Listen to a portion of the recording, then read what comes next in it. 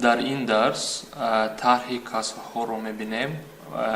کسرهایی که مخرج یخخیله دارن. اول از آسان سر کنیم. پیش از سر کردن در اینجا من همچون فرمول دادم. A تقسیم B مخرج B C-B. اگر مخرج یخخیله باشن فقط صورت ها رو طرح میکنیم و از اینترنت یک رسم میافتم. این رسم به فکرم برای نشان دادن همچون رسم به فکرم ناز است.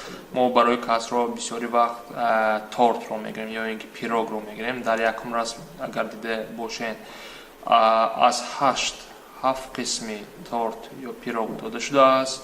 طرح میکنیم چند قسم دادگی؟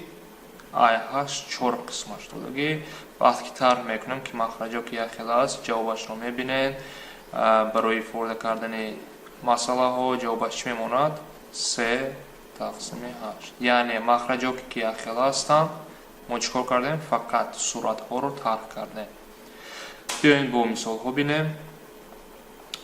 یکم مثال مخرج 21 یک مخرج عمومی 21 می‌نویسیم. صورت ها رو می‌نویسیم 13 می‌نویسیم 10. از اینجا چی میبراید؟ 3 تقسیم 21.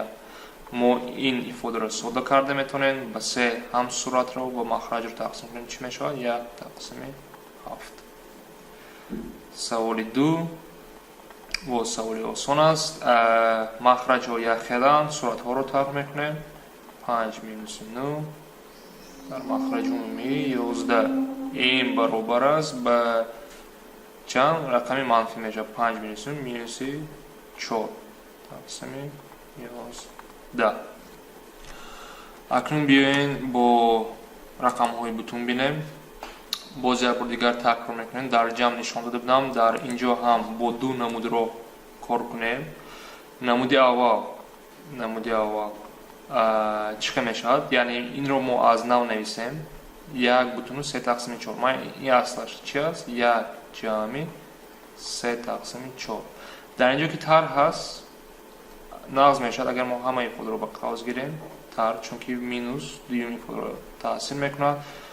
در دوم قوس چی نوشته دارم؟ 2 جمع 1 تقسیم 4. اکنون بیایم به قوس نویسیم. 1 جمع 3 تقسیم 4 مینوسی 2. وقت قوس رو میکشن این مینوس و قوس تاثیر میکنه به هر رقم مینوسی 1 تقسیم 4. اکنون ما میتونیم رقم های بتون رو علاوه کسر ها رو علاوه کار کنیم. با قوس های علاوه نویسم بتون ها رو. بتون در اینجا 1 مینوسی 2 در بینشون جمع مونم. در دوم قوس کسر رو 3 تقسیم 4 مینوسی 1 تقسیم 4. یکم با چند برابر میشد؟ مینوسی 1 جمع مینوسی 1 بتون. و نیا کنیم در اینجا مخرج ها یخخیله صورت ها رو فقط طرح میکنم. یک بار نویسم چی میشد؟ 2 تقسیم 4. و از اینجا نیا کنیم بتون و کسری رو چی جمع کردیم؟ بتون که مخرج ندارم و مخرج میتونیم 4 میتونین همه خیلی کار کرد چون که مینوس های تاثیر میکند. 4 نویسیم. این به چی برابر میشه؟ مینوسی 4 تقسیم 4 مخرج یخخیله جمع 2 تقسیم 4. نیا کنید مخرج های یخخیله شدن. صورت ها رو اگر جمع کنم چی میشد؟ مینوسی 4 جمع 2 تقسیم 4 و این برابر میشد به مینوسی 2 تقسیم 4.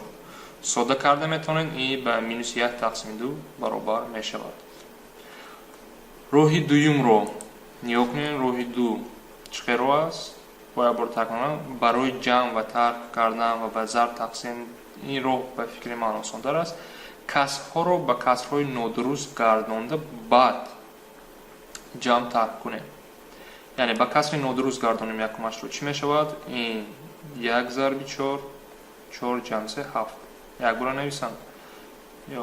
1 ضرب 4 جمع 3 مخرجش 4 میماند. مینوسی در اینجا 2 ضرب 4